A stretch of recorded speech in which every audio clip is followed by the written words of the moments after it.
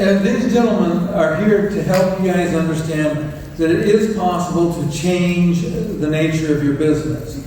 You've heard a lot of negative things today about, the prospects for our industry in general. And if you've heard me speak before, I've talked about that this industry in some ways reminds me of the typewriter industry in times past.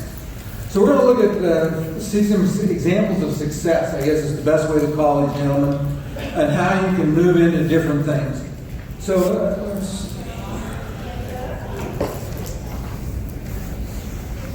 if I get the right button right there, direction, no, it's going the wrong way.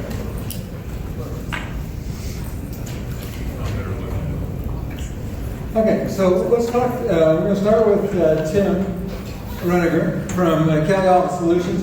There's a little bit about him. He's been doing some pretty impressive things in my neck of the woods, because I live over in Asheboro, which is right by Greensboro. And so, Tim, let me ask this question. Prior to the pandemic, what were some of the product streams that you had added to your business? Prior to the pandemic, we were already pretty trying to diversify our revenue streams. We had gotten into managed network services.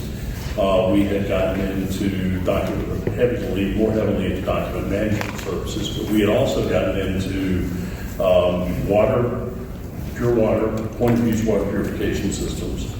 We got into, that led us into ice, and we got into pure ice systems. My son, Bryce, is head of this division. And then that got us a little bit into coffee, but coffee's a little different model. And then beyond that, we got into pure air. And these are air purification systems, and he's much better at talking about this than I am, but these systems not only purify the air, but they ionize the particles and purify surfaces as they hit the surfaces. They run 24/7. So we had gotten into quite a few managed network services, as I already mentioned, several other alternative revenue streams. Okay. Voice over IP as well. And our next company is UTEC, and that would be Mike.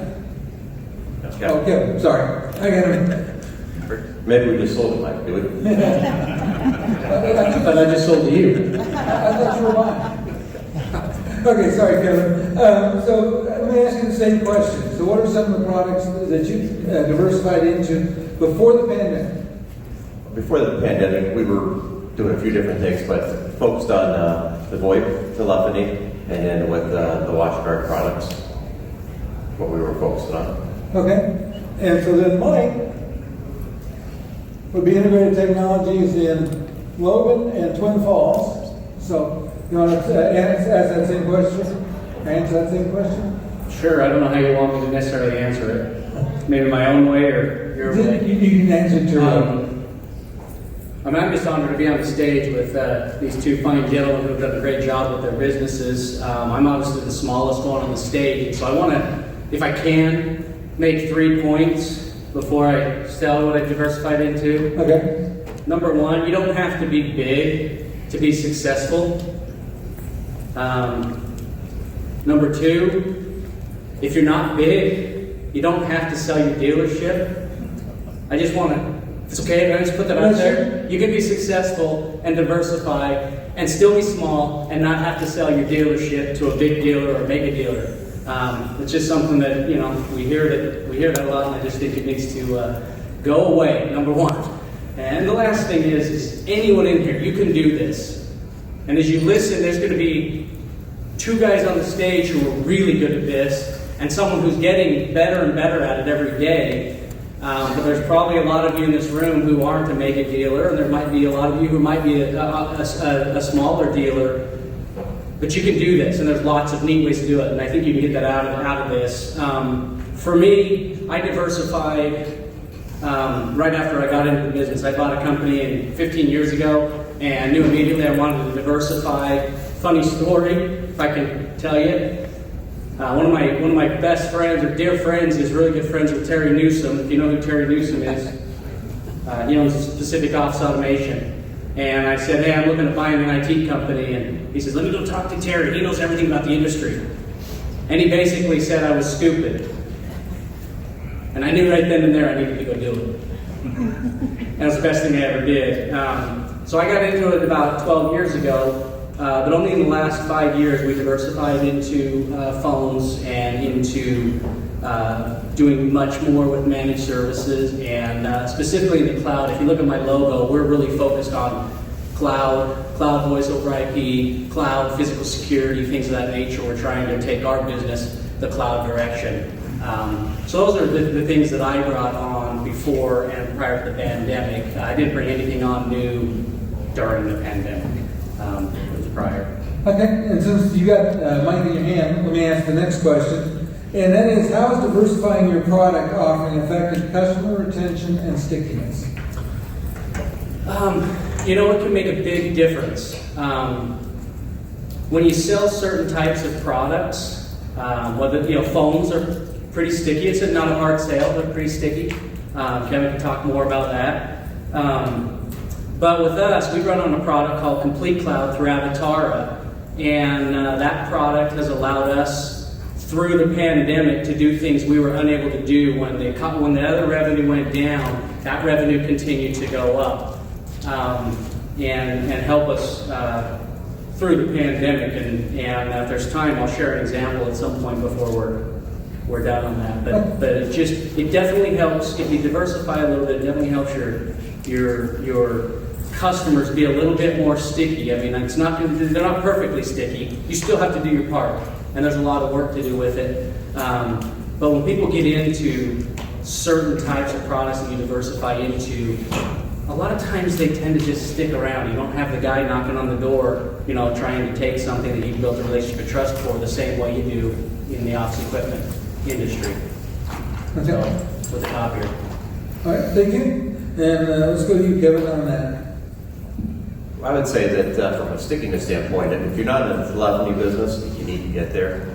I think that it's an easy way for a reoccurring margin for you. And you get in there, and there's a couple ways to do it. You can be an agent, or you can be a partner. An agent, you're going to make less commission. Partner, you're going to make a little bit more commission. But now you're in there selling the phone systems, and we've used WatchGuard, and we talked about stickiness with that. Firewalls as a service is something that we started doing with all our phone deals. So it's kind of neat that instead of trying to sell a single product, now you've got a recurring product in there versus one-time sale. And that WatchGuard, the firewall as a service, there's a monthly payment to it. And so if you're not chasing that renewal licenses that are low margin, it's just ongoing for you. And so it's created a nice service revenue for us, a recurring profitability revenue. Yeah, I think that's one of the things we'll see as we talk to all of them is that all of these are ways to build recurring revenue. So let me ask you that question as well. Tim, how has diversifying your product offerings affected your customer retention and stickiness? They can't throw us away. We've got several customers that have all of our products on one lease. I think that was really important. They weren't one payment. So we have an M&S customer. For example, we would have an M&S customer that has our water, coffee, ice, that has our managed print services, meaning we're managing the print fleet, that has our all of our copier systems in there, and a document management system in there. So that's not just one customer we have like that. We have several like that. So if somebody comes in and says, "Look, we got a buddy here, and he's got a good deal," they have to unbundle all of that, and it's all in one payment, and everything's covered. So it's all got its recurring revenue stream built in. So what happens is, if they want to pull just even a single piece apart, it starts to get hard for them to do. So we become very, very sticky with that customer. No matter how hard they might try, they can't necessarily easily do that. And beyond that, it gives us the opportunity to be back in there. If they want to make a move in some direction, they're going to have to discuss it with us. So we have a chance to, if we've messed up, redeem ourselves, which we rarely do. And we really don't have that many customers trying to run from us either. It happens, but it rarely happens. But we're always aware of it under this circumstance. Okay, thank you. So let me go to my next question. Turn my phone back on.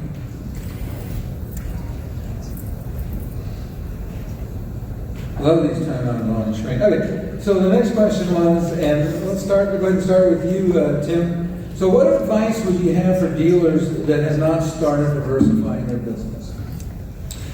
Well, first and foremost, if you're a traditional copy print dealer, which I think most people are in this room, make sure that that business is very, very healthy. That's the very first step. Make sure that you are following the model, that you're meeting or exceeding the model expectations, and that you have the profit margins that you should have the operating income that you should have. Because any venture that you go into, you're going to stub your toe a little bit, and it's going to take a little capital, so you want to make sure everything else is healthy before you start that. And then when you go into it, you don't have to jump into the toughest thing. Ray made a great speech today in regards to IT. TAG is phenomenal with IT if you're thinking of getting into it. But if you look at it, you can start with simpler things to diversify revenue streams that are more ancillary to your existing businesses, document management. Heck, even management services. Real management services, not just customer copying printers. It's a program. And it can be a blended program over everything that they have. So you have to take those steps that make sense for your company and your business, and you have the resources to support. For us, going into water, we had delivery trucks, we had teams to deliver it, we knew what we were doing, and that infrastructure was already there, so we'd have to go out and start something new. So these are the things that we looked at. We want the recurring revenue stream, we wanted all the things that went along with that, but we wanted to also watch our dollars as we did it and stay strong in the core. Okay, so let me ask you that question as well, Kevin. Well, I would say that, again, we worked with TAG, and we were doing VoIP before this, and we weren't really doing it really well. But the focus wasn't there, and they sat down with us and brought in Zoltis, who's our partner for the VoIP, and said, hey, this is what you got to do. And so out of that, we're getting better at it every day. We're looking at recurring revenue.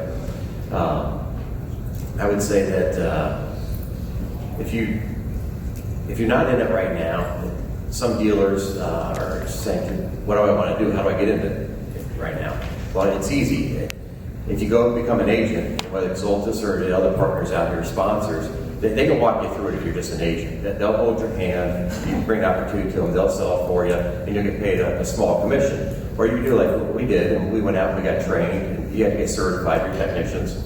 But then you went out and we sold it, and we do the installing part of that, and we get a larger commission on that. But either way, whether you're going to be an agent or whether you're going to be a channel partner with these guys, you got to get out there and do it because you're giving up recurring revenue opportunities. I'll pull an example that we just did for one of our customers, and we had a nonprofit, and so they had 2 locations, 15 seats in one location, 12 in another location. They had inbound, outbound call center. They had 4 to 6 remote users.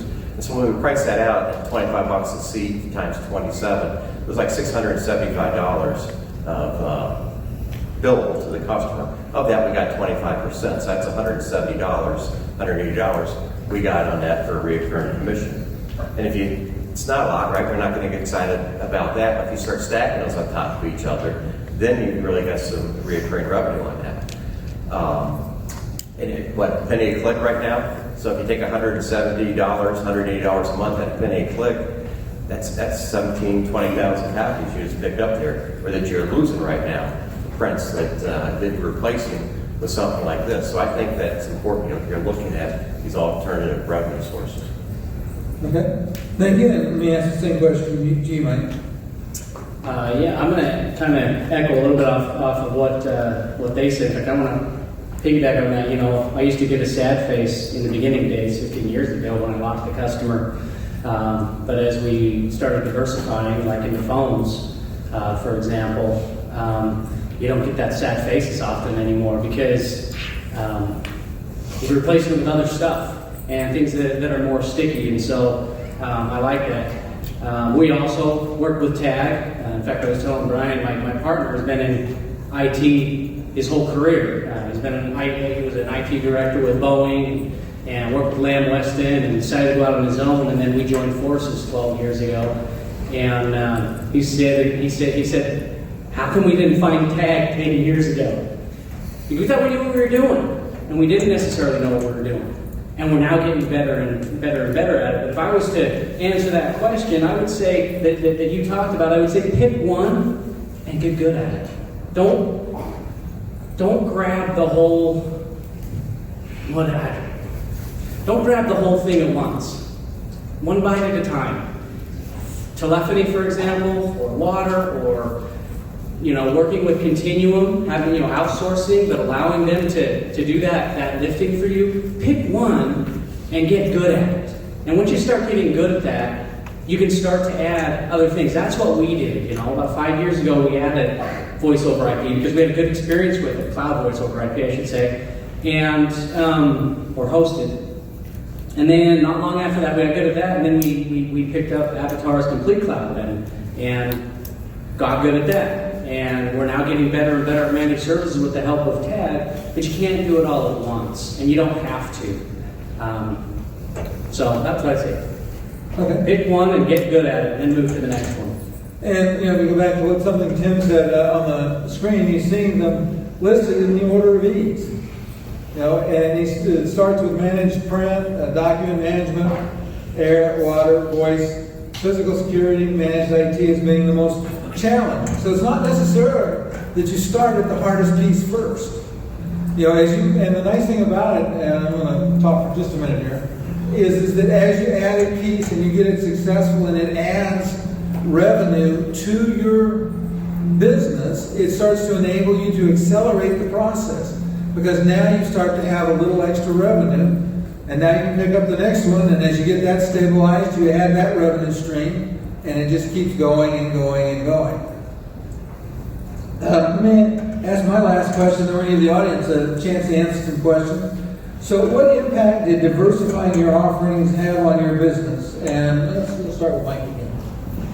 Well, the best way I can do that is to share an example. There's many ways that it has impacted it, but I think an example will speak the best. So, a number of years ago, we started doing a little bit of work with one of the top 10 accounting firms in the state of Utah. And we got to sell them a couple $1,000s of HP toner. It's about as far as we were getting. And then we managed to sell a $5,500 Xerox Work Center 7225, But POA still had other offices and other equipment in there. Les Olson had equipment, and Xerox, through one of the local agents, had some stuff in there. And we just weren't getting there. I mean, they liked us. We were making a little bit of headway, and we started talking to them about Avatar's Complete Cloud, for example, and how we could lift their cloud into the infrastructure and put them into what I would consider to be the most secure private data center in the country. And what that would mean to them to get IT not being in-house anymore. And worked on that for a couple of years, and their IT guy just up and quit. And in Utah, we've got Silicon Slopes less than an hour away from where we're at. So to keep an IT guy is almost impossible, because they're just swiping them all up for lots of dollars. So, we focused on that, and that opened a door, and we got to really get in and put that in. And with Avatar's help, we lifted that up to their entire infrastructure, up to the cloud,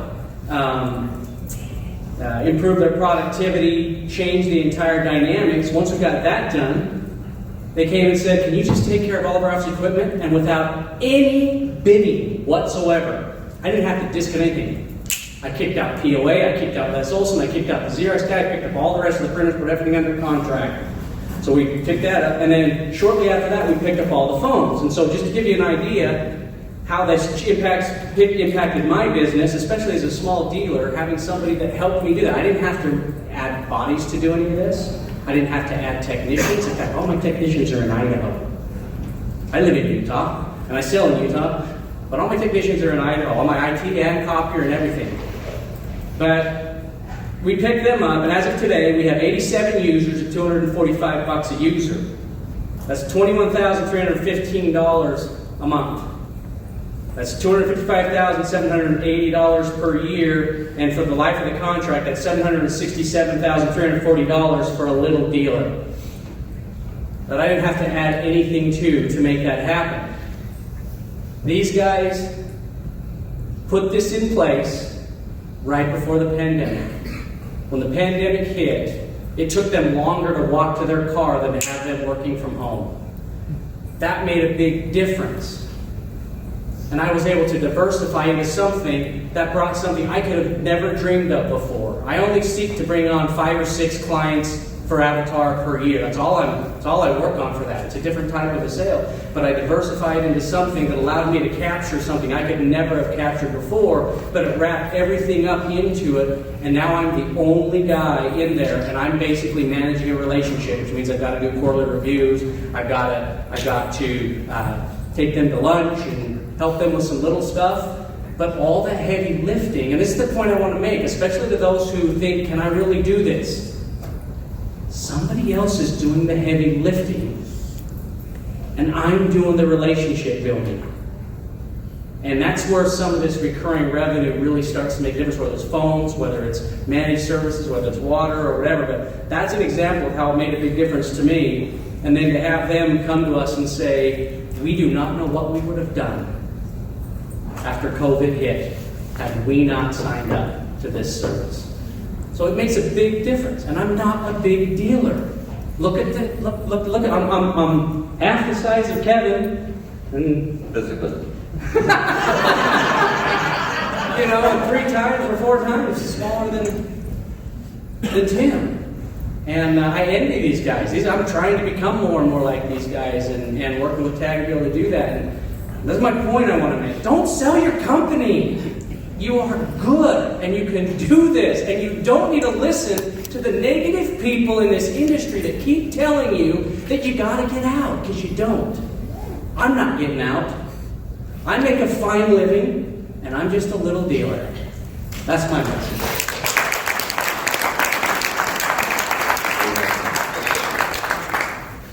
Okay, so now my next question is, are we moving up in size? Is that? You're probably going to hear bigger and better stories, and they'll be awesome.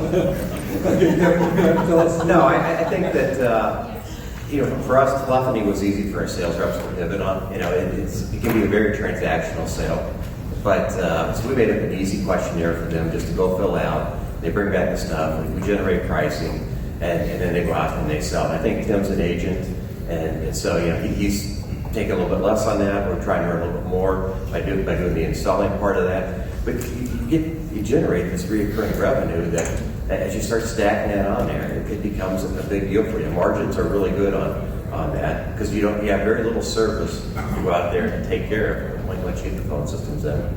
And then out of that, we've migrated into the fiber deals now. We've got out and found a couple of different fiber partners, because we're getting dragged into these. So we're doing fiber now, and again, just a pass-through. So that's all the heavy work on that. And we're getting a commission, and it's more reliable, and it's faster for them, and it's better. Right? We got a real estate firm we're going to close next week at the end of the month here, that 7 different locations, and we're going to put in fiber, and it's $1,100 a month that will be recurring revenue to us on 60 months. So that's a nice deal like that. You put in the phones, you put in the phone system, you got WatchGuard right behind that. And we made all our guys insist that you got to build a WatchGuard firewall into their phones. We're doing the right thing for the customer. We're protecting them, because they don't, they're not securing their stuff. Now they got perimeter security around them. But that's at a 40% margin, 45% margin through WatchGuard. So these are healthy margins for us. And they may not be the real big deals. It's not a $300,000 copy deal you just brought in, but it's real money there, and you start adding it up. Okay, thank you. I want to just add there, because you make a good point. So these other companies that bring in the fiber, we use a company called Polaris. But that is some really good revenue. I like how Kevin's pointed that. When that starts stacking, it becomes pretty impressive. So keep that in mind. That's a great point that I want to just emphasize, is that stacking just builds upon itself and becomes something pretty substantial. Okay. And I'm going to come back to you guys with this pop question here in a minute, but let me ask that question to Tim. So we have, and I'm going to follow Mike's example, and give an example. We have several clearly different ways to get into a business, and one of the things I was most impressed with, we have a very, very large lab. Everybody's heard of this company. It's called LabCorp, and they do test work all over the country. Nobody get in there. You can't get in there. So my son follows the guy with taking the trash. It's the only way to get in the building. He follows the guy with the trash. He gets in there and he finds the guy. He says, who are you looking for? He said, head of purchasing. And whoever buys your stuff. And he said, well, come on. And he introduces the guy to the head of purchasing. And now we're selling pure air systems. We're selling, as a matter of fact, in November, he's supposed to pull down a pretty good size order for air and water. And because of that, now we're going to talk about other things, which are our copy print, things that their printer, they need, things need to be managed. So this is opening doors for going into other things. Price, I'm pointing out price a lot right now, but just because it's a different revenue stream, we also landed a very large, credit union in our market.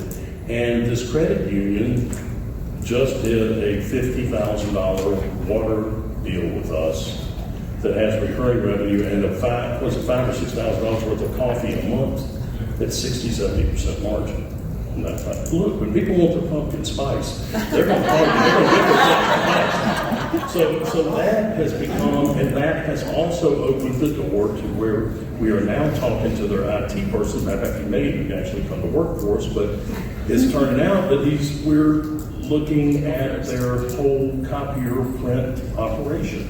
So these things, these ancillary revenue streams, where you think that would be our traditional business that drags us into this other, it's not. These things open doors because they think they're set with the traditional business. And it allows us to make our way in with the things that we do voice over IP, Salty's one of our, and we're an agent for them. So we don't have to be experts on everything. It allows us to be an answer for everything. If it's office, we can do it. And that's what they want to understand. They make one payment, they have one place to call, they know what they're doing, or they think they can only have one place that has to do it. We may have lots of people supporting us to do the whole account together. So it's easy for the customer. The customer wants it easy, one-stop shopping, and that's what we provide. Okay, so let me ask you this question. And we'll just pick on water. What is the average user spend per month on water? The average user is $65 a month. Okay. It's a $65 a month recurring revenue stream.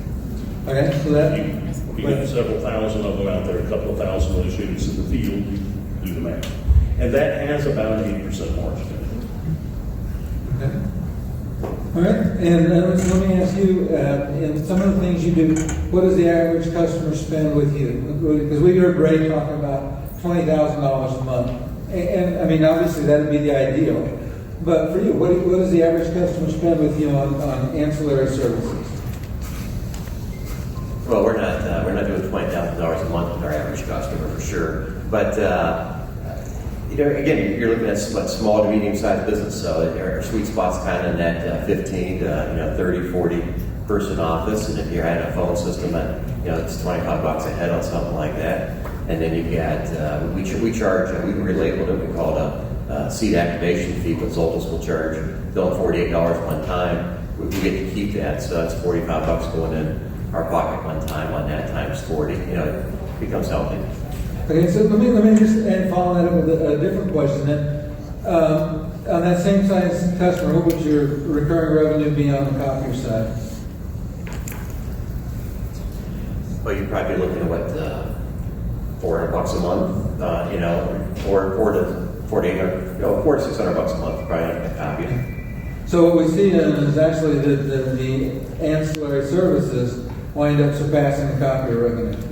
Well, maybe I gotta recalculate that in my head. John will tell you math's not my major there, but you probably have more spent on their print, or used to going into this, but right now who knows what their average spend is on a print or something like that. But and if you can bundle and all the other stuff, but that's where it's nice if you have the print, and you get the phone, at a couple $100 there for the phone. You got the recurring revenue with WatchGuard, and then if you're doing any managed IT with that, there's opportunity there. Okay. And so, Mike, I'm going to ask you a little different question. That law firm, when we think about County firm, sorry, that you took down, how how does the print revenue compare with the other things that you do for them? Well, it's actually relatively small. I mean, if you broke up, it's all under a per user fee. They have two different kinds of user types. They have power users and regular users for their VMs, and so it's approximately $195 for each user, and then it's $25 for each user for phones, of which I get 50% of, and then it's approximately $20 for print, excluding the full-size copiers. Because that part I'm still trying to figure out, but $20 that they get gives them unlimited printing for an HP right on their desk. They can do whatever they want. We don't care. We don't ask any questions, and off they go. So that's how that particular firm stands up. They're the largest one we have. Not all of them do it that way. Most of our customers that are on Complete Cloud, for example, we've got title companies, we've got construction companies, healthcare facilities. Most of those are smaller. They're going to be, we won't talk to anybody that has under 25 users anymore, but I've got some that are as small as 12 to 15. Back when we would kind of do that when we were getting started, we won't do it anymore. But most of them are spending between, if they're their own user, they're probably 160, but if they have us provide everything as far as the hardware and everything like that, they're about 195 on average, roughly. Okay.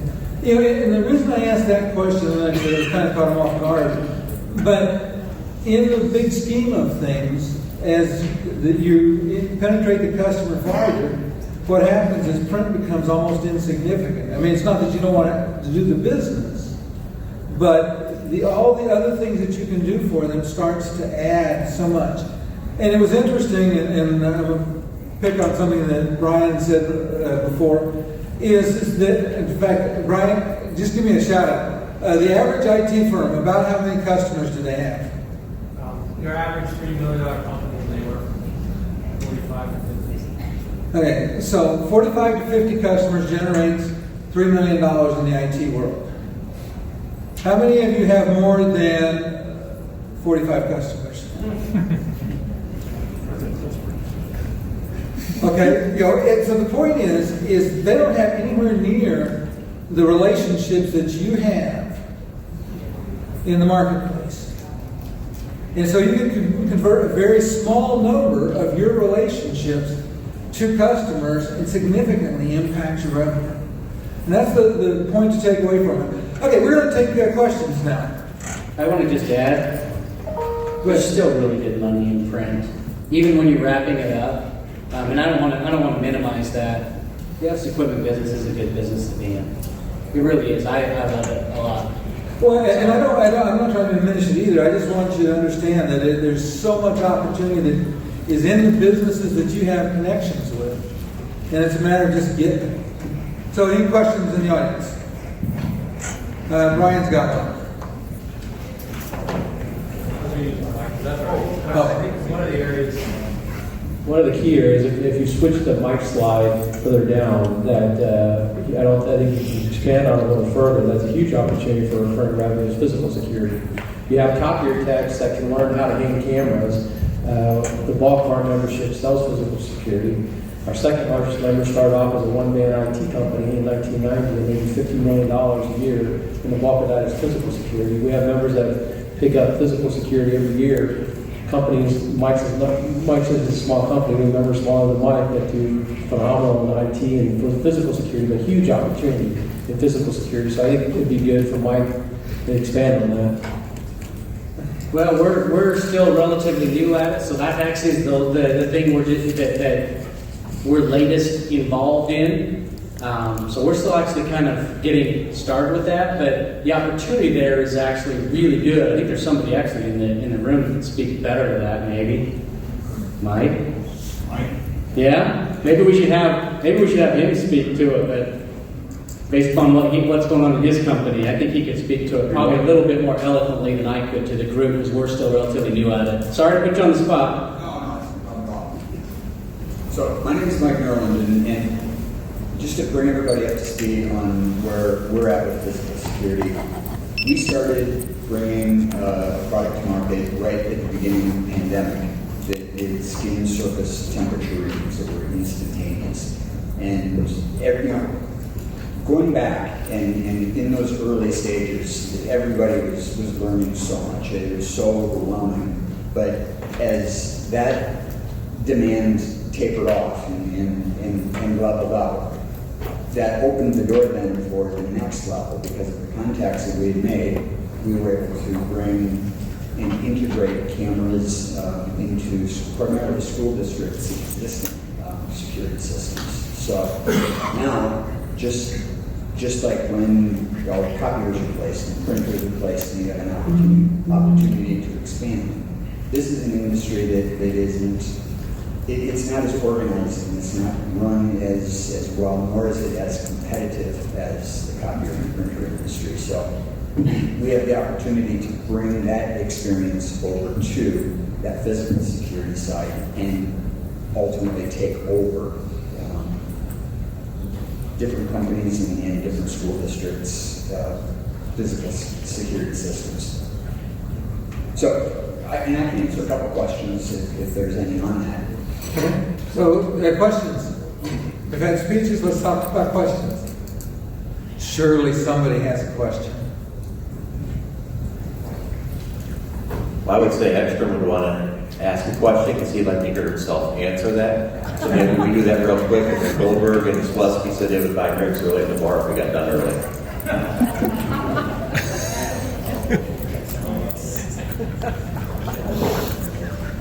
Kevin, about the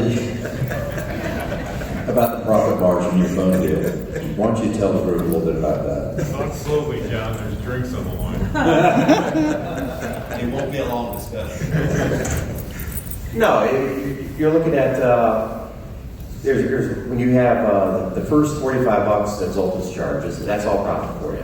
And then we come back and we tell our customers they got to pay an install fee and a setup fee along with that. So there's money there on whatever you can charge on something like that. But the margins can vary. I mean, if you walk into an office and you see copper wires and analog lines, man, just open up the cash register there, because that you can build large margin on something like that. If it's another VoIP customer, then you're going to have to be competitive on that. But you should see at least in every agreement 25% margin on that, and then whatever you charge on your services, you get your seat licenses go in with the other stuff. So is that good, John? Can we go drink?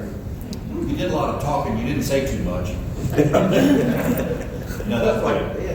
I'll add to that too. I mean, what I see out there is we chose. I initially started in the phones and set up with a company and tried to do the white label thing, and I learned that was a train wreck for me. And it wasn't my field house. I didn't want to deal with the taxes and stuff like that. And there's ways to do that successfully, but at the time it didn't agree with. So whether for what I see out there is 17 to 26% is what you can make, whether you're an agent or whether you do it some level 1 support yourself or whatever. And it varies. We use Crescendo and Zoltas, and it varies between every single one's going to be a little bit different, whether you're an agent or whether you're set up for it. But that's what I see is you're able to have a recurring revenue between 17 and 26%. If you're doing it the way that, for example, we're doing it, I know that you can make a much higher percentage if you white label or do it other ways. Maybe John can speak to that too. I don't know. Well, no, we give John a hard time, but really, he's a friend of the BTA, right? And he's done a lot for all of us here. And if you go down and see his operation, I mean, he's the one that, for myself, said, hey, you got to look at this HIT. You're doing it wrong. You need to get involved with TAG. And then he said, hey, you got to get on the voice part there and doing that. And he said, so he's been a great friend. I'm sure he would help anybody out here if you're trying to get in a couple of these different things, whether it's water or air. Just be careful, because it can make you feel really uncomfortable and you might not even realize it. Okay, I have a question. You have general line salespeople that have the relationships. So those guys have got to be paid.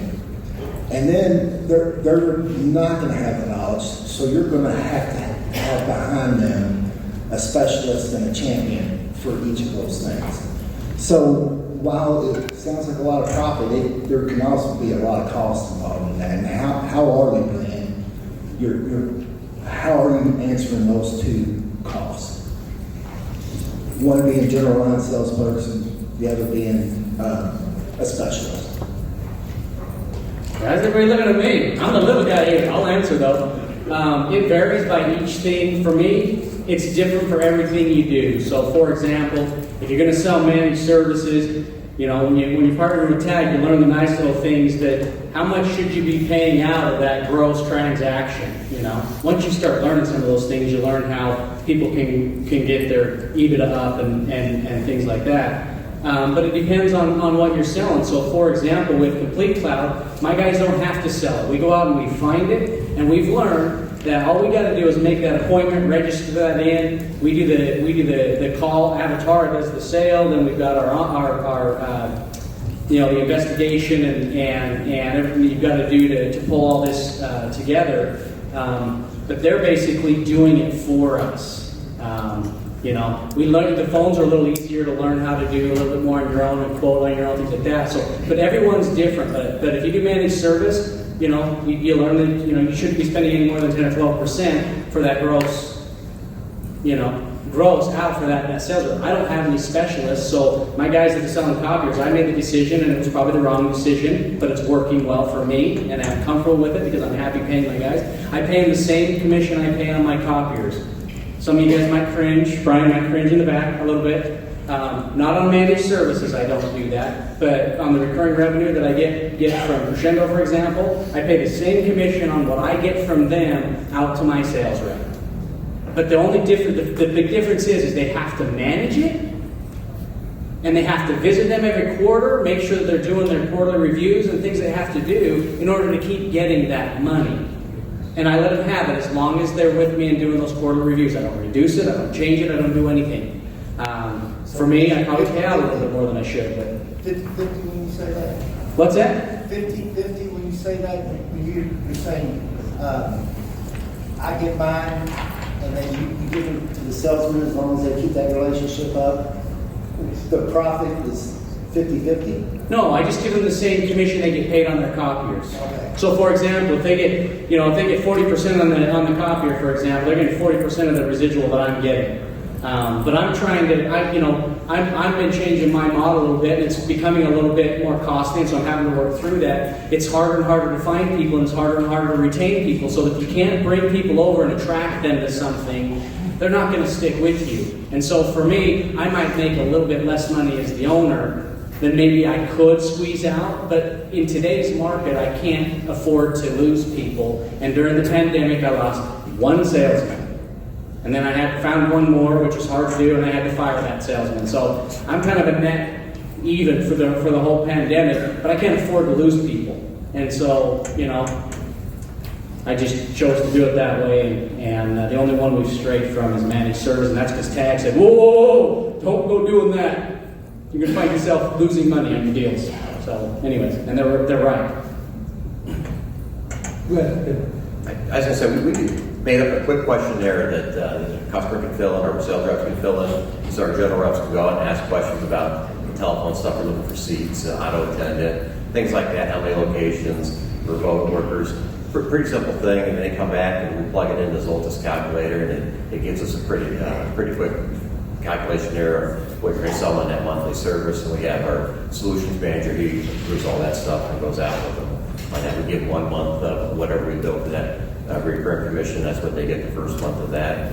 But as an agent, if you're an agent and you're just getting into it, Zoltas will do all the work for you. You just find the opportunity, give it to them. Or, there's other folks in here, Pulsar 360 or Rick by name. I'm sure all those guys have programs like that or similar, and they'll do the heavy lifting. And I did want to answer one more thing. I only have one specialist, and that focuses on complete cloud, and he does do cloud voice over IP as well. But all the rest of my guys can sell anything except managed services, and I have one guy that was doing all of our IT sales like that. He's the only guy that can sell managed services.